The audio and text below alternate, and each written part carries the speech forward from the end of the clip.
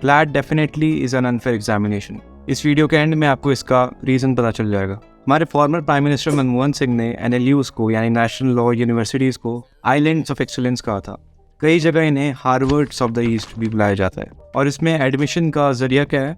CLAT, common law admission test, India's premier law entrance examination. CLAT का paper pattern कुछ इस तरह से डिज़ाइन है कि इंग्लिश मीडियम स्कूल के स्टूडेंट्स और मेट्रो सिटीज़ के स्टूडेंट्स को अनडाउटेडली एक फ़ायदा होता है। ऐसा इसलिए क्योंकि क्लैट का पेपर पैटर्न जो है वो 150 क्वेश्चंस का होता है।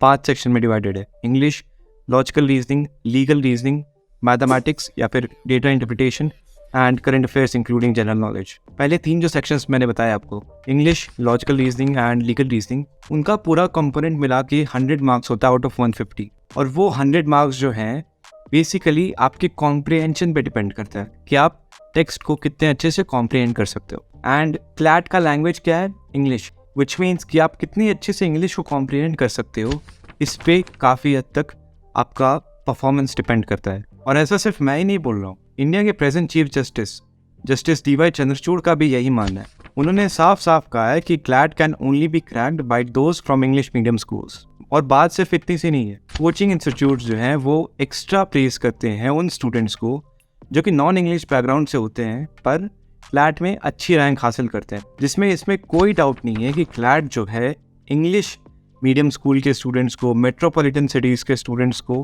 फेवर जरूर करती है। It is very important to highlight the need to address the barriers that students from non English backgrounds face. इससे कई ऐसे स्टूडेंट्स जो कि टैलेंटेड हैं, केपेबल हैं, पर इंग्लिश में उनकी स्कूलिंग नहीं हुई है, उस वजह से वो क्लैट क्रैक नहीं कर पाते हैं। इस कॉन्टेक्स्ट में एक रीसेंट न्यूज़ आर्टिकल याद आता है जिसमें प्राइम मिनिस्टर मोदी ने chief justice of India justice DY Chandrachud को अपलॉड किया था या उनकी तारीफ की थी। क्योंकि चीफ जस्टिस ने जो SC सुप्रीम कोर्ट का कंटेंट है, राइट, उनके जो जजमेंट्स हैं उनको रीजनल लैंग्वेजेस में प्रोवाइड करने का स्टेप लिया था। भारत में जितने भी सबऑर्डिनेट कोर्ट्स हैं सब रीजनल लैंग्वेजेस में ही फंक्शन करते हैं।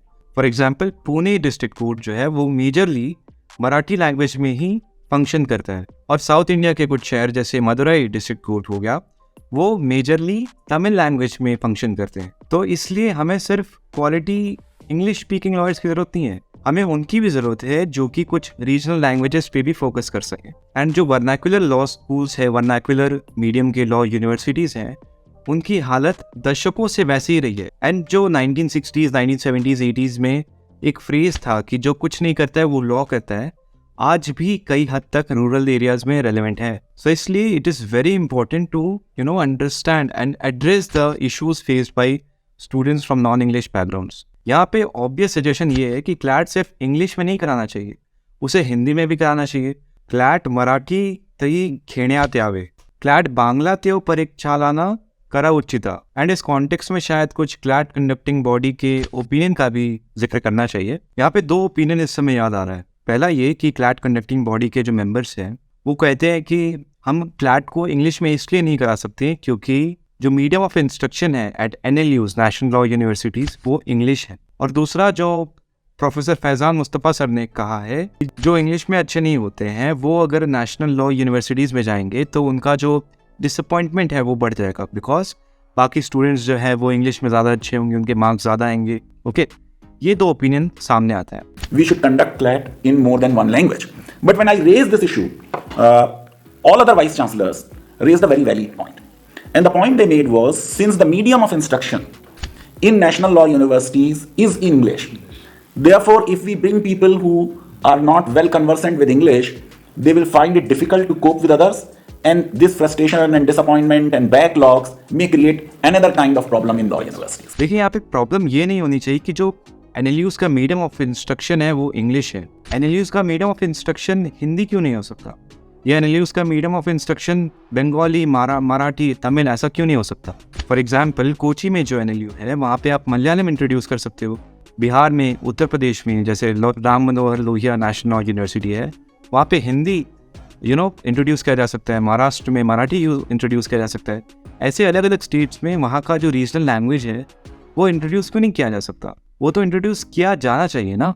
एंड जो फैज़ान मुस्तफ़ा सर ने कहा है कि स्टूडेंट्स को डिसअपॉइंटमेंट फेस होगा अगर वो इंग्लिश नहीं आते हुए NLUs में जाएंगे, तो NLUs में ऐसे भी वो स्टूडेंट्स हैं जो कि इंग्लिश में उतने अच्छे उतने प्रोफिशिएंट नहीं होते हैं, क्योंकि NLUs में स्टेट रिजर्वेशन होता है। जिन बच्चों की स्कूलिंग रीजनल लैंग्वेजेस में होती है वो भी नेशनल लॉ यूनिवर्सिटीज़ में आते हैं, और वो डेफिनेटली ये प्रॉब्लम फेस करते हैं, लेकिन उनके लिए भी तो मीडियम ऑफ इंस्ट्रक्शन इंक्रीज़ नहीं किया गया अब तक। और अगर किसी रीज़न से नेशनल लॉ यूनिवर्सिटीज़ में इंग्लिश के अलावा कोई और मीडियम नहीं इंट्रोड्यूस किया जा पा रहा है, जो कि होना नहीं चाहिए, बट अगर ऐसा कोई रीज़न है भी, तो फॉर एग्जांपल बिहार में जैसे चाणक्य नेशनल लॉ यूनिवर्सिटी है, वो जो आसपास के बिहार गवर्नमेंट की लॉ यूनिवर्सिटीज़ हैं उसको वो क्यों नहीं गवर्न कर सकती, वहाँ का क्वालिटी ऑफ लीगल एजुकेशन क्यों नहीं इम्प्रूव किया जा सकता। सोचने वाली बात है। तो कंक्लूजन में ये कहूँगा कि हमें क्लैट को नेसेसरली ऑल इंक्लूसिव नहीं बनाना है।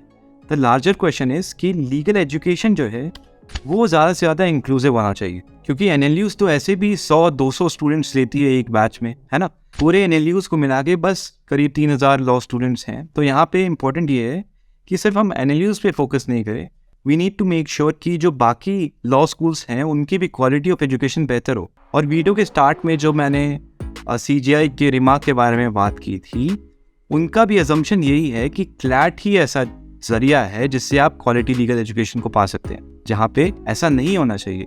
और फिर से दोहराऊंगा, बाकी लॉ यूनिवर्सिटीज़ जो हैं वहाँ पे भी quality of legal education improve किया जाना चाहिए। At the same time it is crucial that we give every student an opportunity and a fair opportunity to get into the top law schools of the country and get the highest quality of legal education. Thank you. मैं आपसे अगली video में मिलूंगा।